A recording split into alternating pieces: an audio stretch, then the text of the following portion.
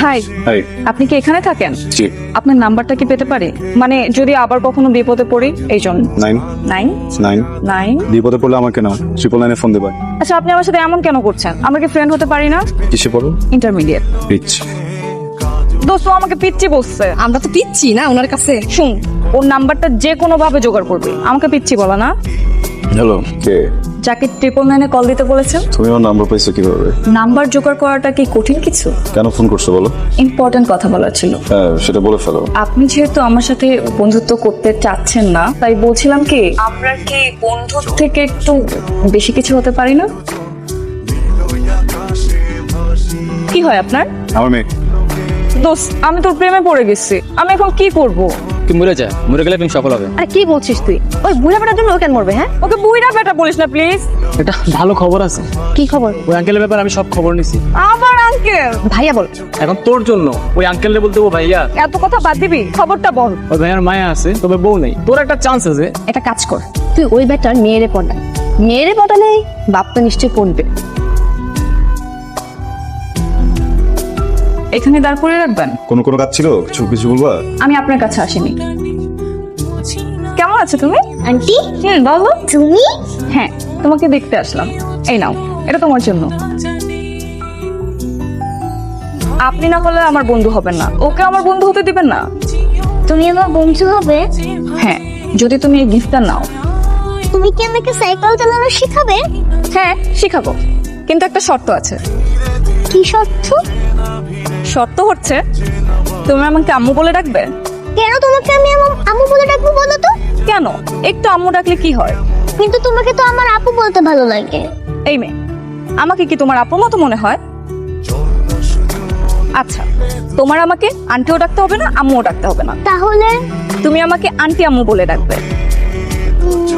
তোমাকে আমি ডাকবো, কিন্তু তুমি যদি আমাকে সাইকেল চালানো শেখাও। Done deal.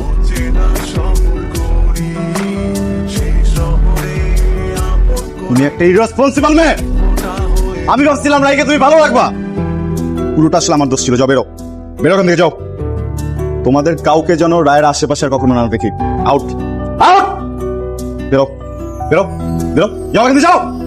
রায়ের জন্য তোমার মন খারাপ হচ্ছে, কিন্তু মা, এটা তো একটা অ্যাক্সিডেন্ট ছিল। মা, তুমি রায়কে কালকে নিয়ে এসো। আসো, খেতে আসো, আমরা ঘুরতে যাব। না, আমি আর কখনো রায়ের কাছে যাব না। আচ্ছা, রায়ের বাবা কি তোমাকে কিছু বলেছে? না না বাবা, উনি কিছু বলেনি। তাহলে খেতে আসো মা, না খেলে তো অসুস্থ হয়ে যাবা। সামনে না তোমার পরীক্ষা। সরি বাবা, আসলে আন্টির কোনো দোষ নেই। সে আমাকে সাইকেল চালানো শেখাতে চাননি, তুমি শুধু শুধু আন্টিকে মেরেছো। রাগের মাথায় রিয়ার গায়ে হাত তোলা আমার একদম উচিত হয়নি। বন্ধুদের আড্ডাতেও তো নেই, বাসা থেকে কি একেবারে বের হয় না? চঞ্চল মেয়েটি এমন নিস্তব্ধ হয়ে গেল। তুমি এখন কেমন আছো? আমি একদম সুস্থ আছি আর ভালো আছি। ব্যথা আছে? না, আমি সুস্থ আছি। Very good. নানু, আবার বাবা হয়। আসসালামু আলাইকুম। ওয়ালাইকুম সালাম। রিয়া আমাকে সব বলেছে।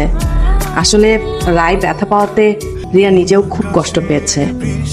ও এসব বলে আমাকে এখন লজ্জা দিবেন না। রিয়া কি আছে বাসায়? হ্যাঁ, বাসায় আছে, কিন্তু কি যে বলি, ইদানিং ওর কি যেন হয়েছে, ও কার সাথে কথা বলতে চাচ্ছে না। ক্লাসে যায়, ক্লাস থেকে ফিরে এসে রুমে চুপচাপ বসে থাকে।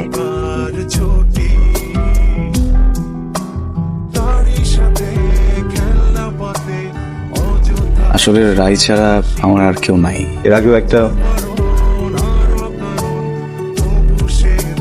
একটা অ্যাক্সিডেন্টে আমি অনেক বড় কিছু হারিয়ে ফেলছি। তো নতুন করে কোনো কিছু হারানোর শক্তি বা সাহস আমার নাই।